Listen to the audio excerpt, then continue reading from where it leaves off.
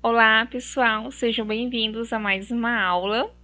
Bom, nessa aula a gente vai falar um pouquinho sobre as teorias de aprendizagem que dão subsídios aí para computação na educação básica, para robótica pedagógica, para o ensino de programação desde as séries iniciais.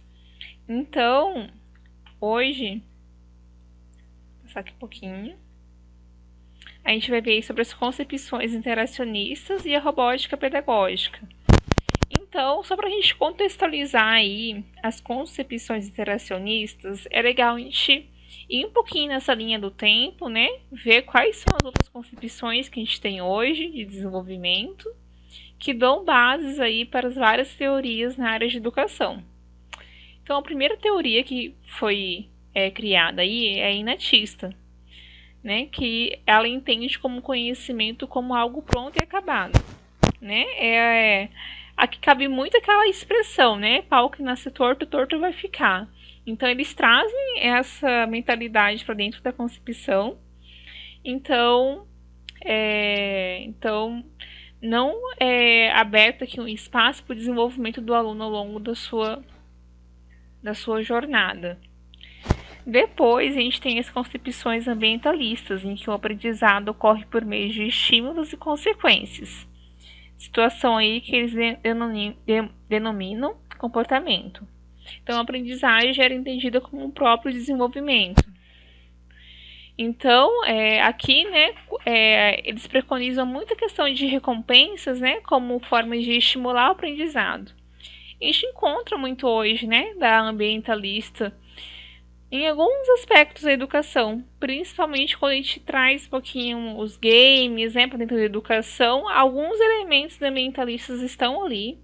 Então aqui não é um fato de a gente falar que uma é melhor que a outra, mas que algumas propiciam melhor aí o aprendizado participativo, criativo dos alunos. E aí a gente chega nas concepções interacionistas, né? Em que o desenvolvimento humano e a aquisição de conhecimento como resultado de ação recíproca do homem com o meio e com o organismo, onde ele utiliza-se dos seus objetos e significações. Então, essa troca com o meio que desenvolve o indivíduo, né? Enquanto humano, enquanto aquisição de conhecimentos, então a troca dele com outro indivíduo, dele com o ambiente. Então essa troca, essa ação recíproca, né, que ele traz aqui, que vai favorecer aí a construção do conhecimento de fato. Então, assim, isso aqui é muito em linhas gerais, pessoal. Eu creio que vocês, talvez alguns até saibam muito melhor do que eu de algumas concepções dessa. Mas é pra gente trazer um pouquinho dessa linha do tempo, porque o que a gente vai focar aqui são nas interacionistas, tá? Que é onde estão as teorias que de fato vão contribuir aí para embasar um pouquinho a robótica educacional, o ensino de programação. Então vamos lá. Então, dentro das concepções interacionistas, eu separei aqui alguns estudiosos que eles trazem teorias que vêm conversar muito com a robótica, vêm conversar muito com colocar o aluno no centro do processo de aprendizagem, né?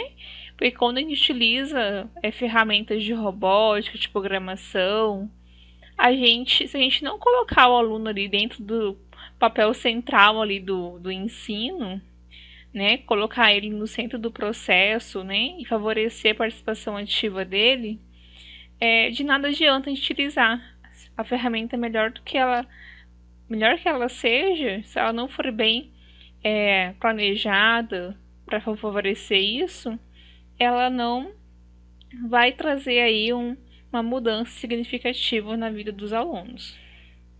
Então a gente tem o Jean Piaget, que vai trazer um pouquinho da teoria do construtivismo, que a gente vai falar daqui a pouco. John Sweller, que vai trazer um pouquinho da teoria da carga cognitiva. Então, talvez alguns de vocês não conheçam esse estudioso, mas é bem legal a gente ter ele em mente na hora de planejar as aulas, né? Porque ele vai mostrar maneiras da gente não sobrecarregar a memória do aluno durante uma atividade, durante um roteiro de aprendizagem. Depois a gente tem o Vygotsky, que vai trazer aí conceitos bem importantes na parte de mediação e de zona de desenvolvimento proximal, que é a ZDP, que a gente vai falar um pouquinho sobre também. Depois a gente tem esse trio aqui, que é o Wood, Bronner e Ross, que vai trazer um pouquinho da aprendizagem por andames. Ela é uma teoria bem legal da gente, que merece ser bem explorada dentro do meio educacional. Ela é muito utilizada no ensino de idiomas, mas que a gente pode transportar nesse contexto de ensinar programação e ensinar computação para crianças. Posteriormente, a gente tem outros estudiosos, né? Como o Papert, né? Que é um estudioso aí que trabalhou com Piaget, e posteriormente ele vai trazer aí construcionismo e os conceitos de micromundos. Ele criou aí a primeira linguagem de programação para crianças, que a gente vai ver um pouquinho também. E por último, vem aí o nosso Mitchell Resnick, ele trabalhou com o Papert, e ele, baseado na ferramenta que o Papert criou nossa ferramenta de programação visual em blocos, o Scratch, que é o curso que vocês vão ver aí um pouco mais pra frente. E outras ferramentas depois se basearam na ferramenta dele, então com certeza contribuiu bastante. E ele traz aí a abordagem 4Ps da aprendizagem criativa. Então, é bem legal, vou propor alguns grupos para vocês participarem depois, ok? E vamos seguir em frente. Bom, aqui o Jean Piaget, ele traz a questão do equilíbrio e do construtivismo, né? Que são dois elementos importantes aqui dentro da sua teoria. Então, ele defende que o desenvolvimento humano é uma troca entre o organismo vivo e o ambiente. E aí, então ele, por meio do construtivismo que ele vai criar depois, né, em que ele acredita que o conhecimento não é algo pronto e acabado. O indivíduo, a partir da experimentação, constrói seu conhecimento, né? E a educação é o fato aí de estimular a procura do conhecimento do estudante por meio de desafios, onde eles farão as suas próprias descobertas e então será construído o seu aprendizado. Então, o professor precisa favorecer esse processo criativo do estudante, esse processo de criação, esse processo de aprendizagem ativa, para que ele construa esse conhecimento, com mediação do docente, com certeza. E aí, ele coloca aqui, né, na sua teoria, que o indivíduo ele procura manter aí um estado de assimilação e acomodação. A assimilação é quando a gente a compreensão de algo novo com base nas experiências e conhecimentos que a gente já possui. Então, por exemplo, eu já conheço o que é um cachorro. Quando eu vejo um cavalo, eu não sei o que é esse ser vivo, esse animal. Mas eu consigo, por meio de uma assimilação do que o cachorro faz, né, construir esse novo, compreender o que é um cavalo. Então, olha, ele é maior, ele tem um som diferente, ele come alimentos diferentes, e aí eu consigo diferenciar e construir, compreender esse conceito novo. Já a acomodação é o modificar o conhecimento prévio para assimilar o novo, né? Para a gente construir aí novos esquemas. E os esquemas são aí o nosso repertório de informações, pensamentos e ações. Então, ele procura manter um estado de equilíbrio entre esses 3 pontos, tá? Pessoal, aqui eu vou passar de maneira bem geral, para não ficar cansativo o vídeo. Tem artigos e trabalhos muito bacanas, tem alguns que eu publiquei também sobre as teorias. Então, se vocês quiserem conhecer, quiserem referências, eu vou te falar como é que vocês conseguem lá no final do vídeo, ok? Bom, aqui a gente tem o John Sweller e a teoria da carga cognitiva. Então, ele traz aqui que a carga cognitiva ela está relacionada com a quantidade de informação que a memória de trabalho pode armazenar ao mesmo tempo. Então, ele traz aqui que a aprendizagem ocorre melhor sob condições que estejam alinhadas com a arquitetura cognitiva humana. Então, aqui, ele tenta ver formas, apresentar formas, a gente trabalhar um conteúdo, trabalhar um novo conceito de forma que evite a sobrecarga cognitiva do aluno. Então, se eu apresento, por exemplo, para o aluno vários conceitos novos em que ele tem que fazer uma correlação entre esses diversos conceitos novos, isso sobrecarrega a memória do aluno, do estudante, do indivíduo.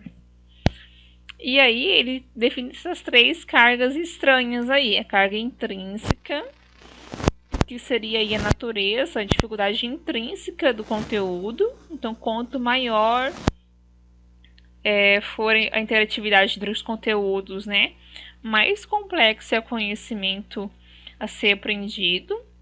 Então, é o que eu falei, se ele tem que aprender um conceito de matemática e junto com o conceito de programação e correlacionar isso, tudo na mesma fase de aprendizagem, isso favorece uma sobrecarga de memória. E aí tem várias técnicas de eu trabalhar isso dentro de um curso, né, ou de uma aula. Eu posso primeiro apresentar um conceito, depois gradualmente apresentar outro. Eu posso trabalhar a partir de exemplos e a partir daquele exemplo o aluno ele conseguir construir a solução para uma problemática similar ao que ele já viu. Então tem várias técnicas, ok? E aí tem a carga estranha que eles definem, né? Que é aquela que não favorece a aprendizagem e sobrecarrega a memória de trabalho, né? Então, aqui essa é causada principalmente pelo formato ou forma de apresentação do conteúdo.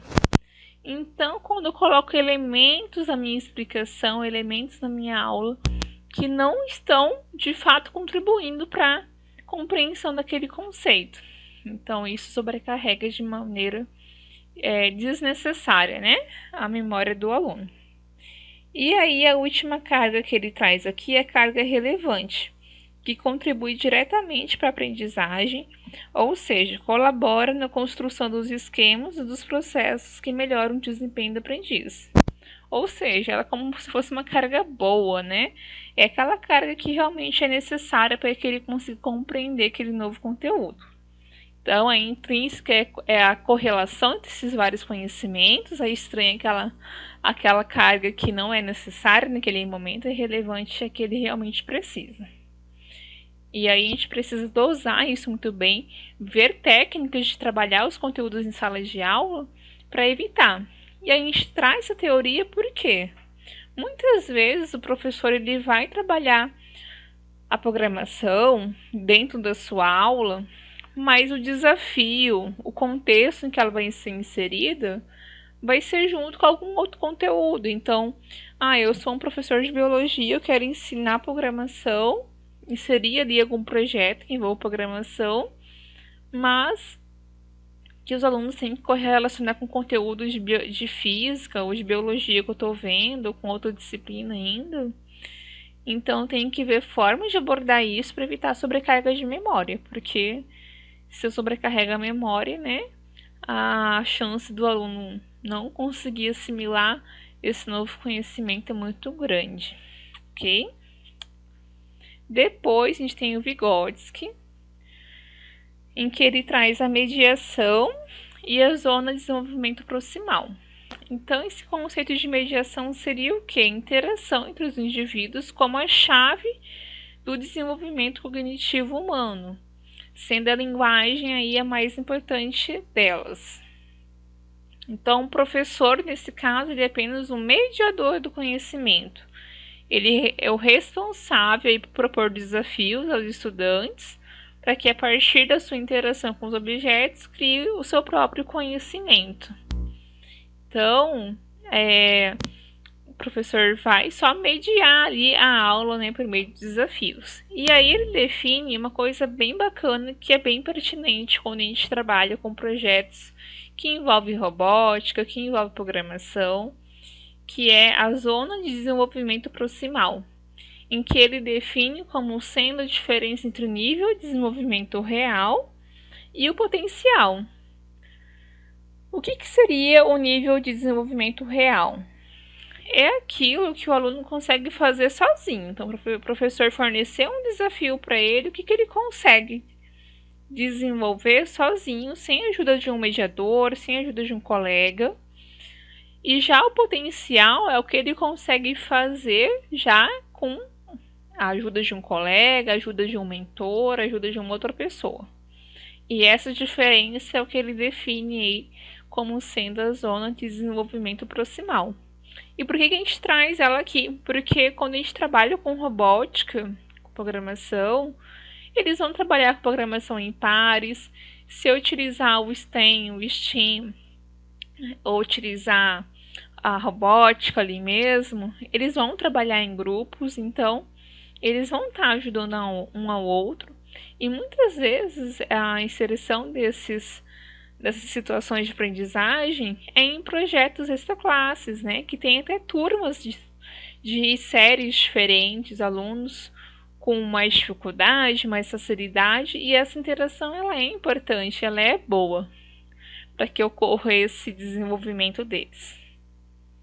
Inclusive, tem um estudo, eu posso até tentar achar para vocês depois, que mostra uma experiência que foi feita numa escola, se eu não me engano, foi nos Estados Unidos, tá? Isso foi numa palestra que eu vi aqui no Brasil, em um congresso, em que eles colocaram alunos, grupos de alunos, né? Fizeram 3 grupos de alunos. Um grupo de alunos que eram alunos muito bons, né? De nota alta, né? Eles tinham muita facilidade com aquele conteúdo. Outro grupo colocaram só os alunos com dificuldade. E no outro grupo eles mesclaram os alunos. E aí eles observaram qual obteve maior desempenho durante as aulas, né? E surpreendentemente aqueles alunos que estavam mesclados, aquele grupo mesclado, teve um desempenho muito maior do que o grupo que só tinha alunos bons, né? Só alunos com mais facilidade, com nota alta. Então, né, promover essa troca entre eles é bem importante. Bom, e aí aqui a gente traz a zona de desenvolvimento proximal que foi proposta aí pelo trio, né? Que é o Wood, Bronner e Ross, que ela se relaciona muito com a zona de desenvolvimento proximal do Vygotsky, principalmente com a zona de desenvolvimento proximal dele. O que consiste essa aprendizagem por andames, né? Ou scaffold learning, que é um conceito em inglês aí da mesma teoria. Ela consiste em fornecer um tipo especial de ajuda temporária que auxilia os alunos na busca por novas habilidades, conceitos ou níveis de compreensão, para saber como fazer algo de modo que ele possa mais tarde realizar uma tarefa semelhante sozinho. E essa teoria, ela não só se relaciona com o Vygotsky, como ela se relaciona também com a teoria da carga cognitiva. Porque se eu aplico, né, aprendizagem por andames, eu dou essa ajuda necessária para o aluno ir de um nível para o outro de aprendizagem, eu consigo trabalhar com isso por meio de exemplos, né? Eu faço com que ele se sinta capaz de realizar um exercício, uma tarefa semelhante ao que eu fiz anteriormente, por meio de exemplos, por meio de uma ajuda extra para que ele possa avançar. Eu estou favorecendo que ele evite sobrecarga de memória dele. Então isso é bem interessante, então elas se relacionam. E eu ter isso em mente quando eu vou planejar minha aula é muito importante. Porque a gente vê muitas ferramentas de programação, de robótica, como super legais, vão inserir na minha aula. Mas, né, é uma coisa que a gente vai ver mais pra frente. Eu preciso inserir na minha aula de forma que elas sejam utilizadas com o objetivo que eu tenho na minha aula. Então, minha aula eu tenho o objetivo de a trabalhar a fotossíntese, mas eu quero incluir a robótica. Mas os alunos não vão ter que aprender só sobre fotossíntese, elas vão ter que aprender sobre fotossíntese. Vai trabalhar com robótica, com eletrônica, vou envolver uma ferramenta de programação, com programação também. Então, preciso ver técnicas aplicar na minha aula para evitar que sobrecarregue a memória do aluno e que ele não atinja o objetivo naquela aula, eu quero compreender de fato aquele novo conhecimento. Bom, aí a gente tem o Papert, né, com construcionismo e micromundos. O Papert, ele trabalhou com Piaget. Ele foi o primeiro criador de linguagem de programação, que é o Logo. Então, eu não sei se algum de vocês que estão assistindo são formados em matemática ou já se depararam ou ouviram falar do Logo. O Logo, ele é uma ferramenta que tem uma tartaruga e os alunos, por meio de comandos, por exemplo, vira à direita, vira à esquerda, comandos escritos, ok? Gire, ande para frente, ande para trás. A tartaruguinha ia andando conforme as instruções que os alunos davam para criar figuras geométricas. Então, a primeira proposta do Logo foi ser utilizada para ensinar matemática, figuras geométricas, ao mesmo tempo que inseria a programação ali. Porque se eu dou um conjunto de passos para o meu aluno executar, ele está criando algoritmo, está criando programação. E aí, ele definiu os micromundos como sendo esses ambientes de aprendizagem onde é possível explorar, descobrir e simular acontecimentos da vida real, sendo aí a programação um mecanismo mediador, a qual permite ao estudante agir sobre o mundo simulado, pois o aluno tem de descrever sua ação por meio de um conjunto de comandos que indiretamente representam o seu raciocínio. Então, assim, eu quero que vocês compreendam essa questão do micromundos, porque quando a gente for trabalhar com o Scratch, eu vou retomar isso lá na prática com vocês. Quando a gente for trabalhar, ver as ferramentas depois, eu vou retomar isso de novo, porque é um conceito base para quando a gente vai trabalhar com ferramentas de programação. Então, o aluno vai construir um jogo, vai construir uma figura geométrica com um logo. Ele vai ter que colocar um conjunto de ações para realizar aquela atividade. Ele está simulando o seu raciocínio. E ele está conseguindo ver a execução. E se aquilo não está ok, ele vai retroalimentar o ciclo desse micromundo. Tá? Daqui a pouquinho eu vou instigar vocês a procurarem mais um pouquinho sobre isso no final. Eu quero que vocês realmente participem, eu quero interagir com vocês. Então a gente vai ver isso como fazer no final. Tô aqui dando os insights para vocês, pra gente continuar esse bate-papo de uma outra forma depois, ok? E aí a gente traz o construcionismo, né? Que é um conceito baseado no construtivismo de Piaget. Então, que o Papert traz com esse novo termo, mas que agora o aluno, usando o computador, visualiza suas construções mentais, relacionando o concreto e o abstrato por meio de um processo interativo, favorecendo a construção do conhecimento. Então, não só em programação, né? Quando a gente trabalha com um conceito de matemática, por exemplo, coordenadas x e y, pode ser algo abstrato para os alunos entenderem. Variáveis pode ser algo abstrato. Mas quando eu trago isso para dentro de uma ferramenta, para eles utilizarem no computador, conseguirem visualizar isso, eu consigo relacionar esse concreto com o abstrato para que eles consigam construir de maneira mais efetiva esse conhecimento, né? De forma duradoura, de forma criativa e prazerosa também. Então aqui está o ciclo do micromundo, né? Então, isso em qualquer ambiente de programação, tá? Ele vai seguir esse ciclo aqui. Então, o aluno tem um conjunto de comandos que vai representar seu raciocínio, ou para resolver um desafio, ou para desenvolver algo em que foi proposto a ele. E aí ele vai executar esse conjunto de comandos que vai gerar um resultado. esse resultado não está ok, isso vai retroalimentar o ciclo, ou seja, o erro ele é valorizado, porque o erro aqui vai favorecer a construção de conhecimento. Então, eu errei aqui, então não era bem isso. Então, vou lá, corrijo o meu conjunto de comandos e isso retroalimenta o ciclo. Bom, posteriormente, né, quem trabalhou aí com Papert foi Mitchell Resnick, que traz aí a abordagem 4Ps. Bom, e quem foi Mitchell Resnick? Ele foi o criador do Scratch, que é a ferramenta que a gente vai ver um pouco mais pra frente. E o Scratch ele foi baseado no Logo. Só que o Logo ele era uma ferramenta que tinha uma tartaruga e que os alunos tinham que digitar os comandos. No entanto, eu digitar andar para frente, se eu erro uma palavrinha, então em vez de colocar para, eu coloquei pra, ao invés de colocar andar para frente, coloquei andar frente, isso gera um erro no código e a tartaruga não vai executar aquilo que o aluno colocou, porque não foi escrito exatamente da forma que o comando esperava.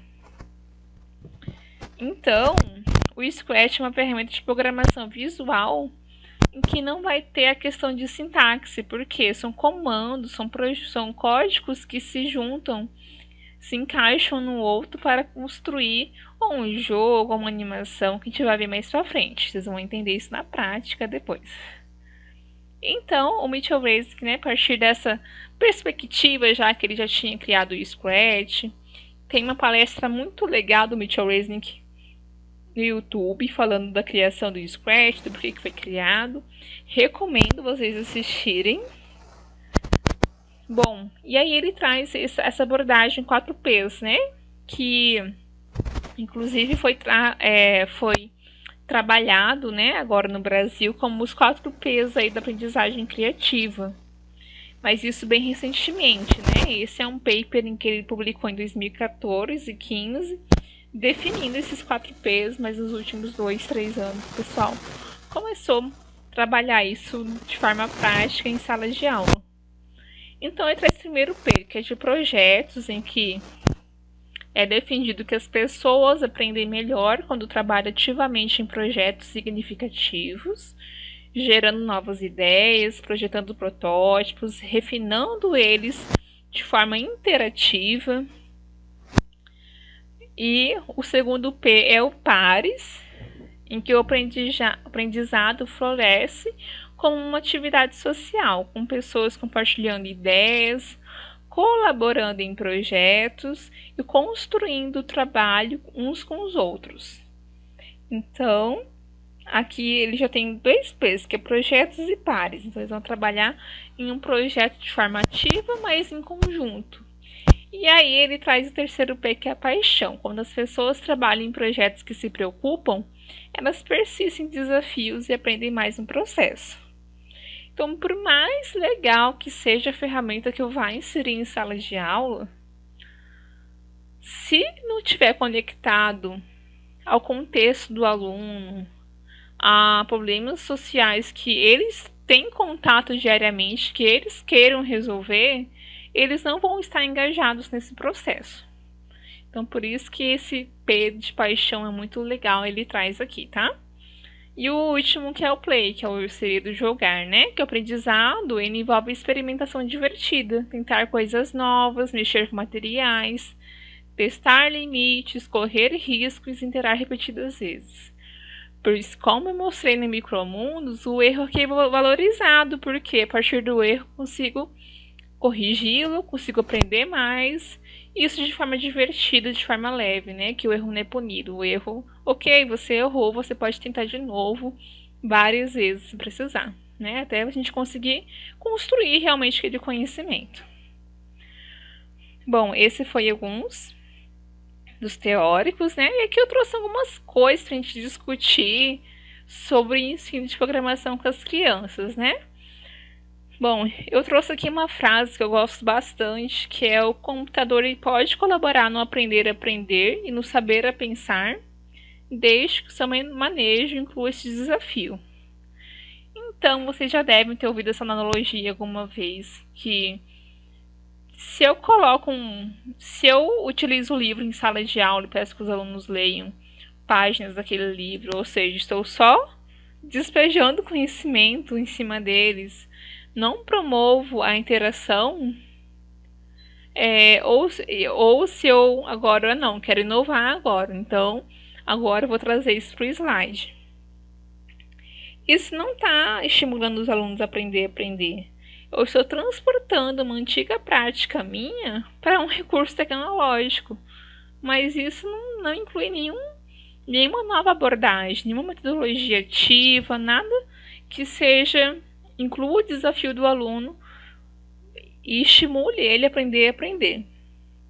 Então, o professor pode colaborar, mas ele sozinho não faz milagres. É preciso que a gente prepare as aulas muito bem, que a gente inclua metodologias adequadas ao perfil da turma e que a gente saiba escolher as ferramentas que vão ser utilizadas e que a gente pense em desafios, né? Então, não vou colocar tecnologia para colocar, vou colocar ela conectada a um objetivo em sala de aula. Então, a gente tem aí a educação tecnológica nas escolas, né? Que inclui essa habilidade de resolver problemas, melhorar as habilidades e desenvolver soluções tecnológicas em benefício da sociedade. Então, hoje, em feiras de ciências, feiras científicas, a gente tem vários projetos muito legais desenvolvidos por alunos de ensino fundamental, médio, e fazendo coisas incríveis, coisas que às vezes nem em mestrado, em uma pós-graduação a gente consegue fazer, porque a partir do momento que eu educo essas crianças, esses jovens para utilizar a tecnologia em prol do seu próprio desenvolvimento, em prol de propor soluções para a sociedade em que eles vivem, eu estou melhorando mais, né, esse ecossistema todo. E aí hoje a gente tem várias ferramentas para incluir as tecnologias em salas de aula. A gente tem kits de robótica, a gente tem computação desplugada para quem não tem recursos na escola, a gente tem ambientes e ferramentas de programação variados hoje, gratuitos, pagos. E os gratuitos são muito bons. E aí, com isso surge uma nova habilidade, que é o pensamento computacional, que é uma habilidade aí que vai ser requerida, não falo nem que vai ser, ela já é requerida no mercado de trabalho em muitas áreas, né? E no futuro, em um futuro muito próximo, que já bate as portas aí, vai ser uma habilidade que qualquer profissional vai precisar. Então não vai ser o profissional de computação, o desenvolvedor, o engenheiro de software, o analista de dados que vai precisar dessa habilidade. O médico vai precisar, o enfermeiro vai precisar, um químico vai precisar. Então, assim como a escrita e a leitura é uma nova habilidade que precisa ser desenvolvida nas escolas desde já, para que essas crianças, né, quando crescerem, né, estejam aptas, né, a serem cidadãos críticos na sociedade e se inserirem no mercado de trabalho, né, e na sociedade de forma mais prática, de forma mais rápida também. Então, não sei se vocês lembram, um tempo atrás, quem não sabia mexer no computador era analfabeto digital. E eu brinco que o analfabeto digital daqui a uns tempos vai ser quem não tem as habilidades básicas de programação, que é uma nova linguagem da gente se comunicar aí com o mundo. Então, aí, pensamento computacional, ele é uma das capacidades aí fundamentais exigidas para a solução de problemas, desenvolvimento de sistemas e no entendimento do comportamento humano. Então, para isso, né, o conhecimento computacional, que a gente chama de forma bem irônica também, que é de PC, faz uso de conceitos aí de computação aliados com a utilização de ferramentas e recursos computacionais. Então, eu consigo desenvolver pensamento computacional não somente com o computador, mas incluindo uma nova forma de pensar numa solução. E a gente vai ver isso como inseri-los na aula, depois isso na prática. Então, as práticas aí do pensamento computacional podem promover habilidades para auxiliar os alunos na resolução de problemas e serem elementos ativos na construção do conhecimento e no entendimento do contexto tecnológico em que vivemos. Então, se a gente for pensar, o pensamento computacional está linkado com a BNCC, com as habilidades que a BNCC traz que têm que ser desenvolvidas durante o ensino fundamental, o ensino médio, e a gente vai ver um pouquinho sobre isso depois. Bom, pessoal, era isso que eu tinha para falar com vocês. Então, como sempre, no final eu quero que vocês interajam comigo um pouquinho nas redes sociais. Então, eu dei vários insights para vocês hoje. Eu falei que tem uma palestra do Mitchell Resnick no YouTube. Eu falei que tem alguns papers bem bacanas. Então, caso vocês queiram conhecer um pouquinho mais, mandem lá no Instagram. Olha, professora, eu queria conhecer um pouquinho mais sobre micromundos, um pouquinho mais sobre aquilo que você falou, entender melhor. O que a gente pode fazer, né? Eu vou sugerir materiais. A gente pode depois marcar um bate-papo entre a turma que está aí fazendo o curso, tá? Lá no Instagram mesmo, numa live, a gente marca entre a gente numa reunião síncrona e a gente bate esse papo, tá bom? Então, mas eu quero que vocês participem, quero que vocês procurem um pouquinho sobre isso que eu falei hoje e levem essa dúvida para lá para a gente poder interagir entre a gente, tudo bem? E aí eu vou repostar, que vocês postarem. Se achar uma coisa legal que eu não tenha falado, querem compartilhar algo a mais, uma teoria que vocês acham que casa com o que eu falei aqui, vão lá, compartilhem, me marquem em Touchbox também, e eu vou ter o maior prazer aí de conversar com vocês, tá? Então, pessoal, até a nossa próxima aula. Até mais!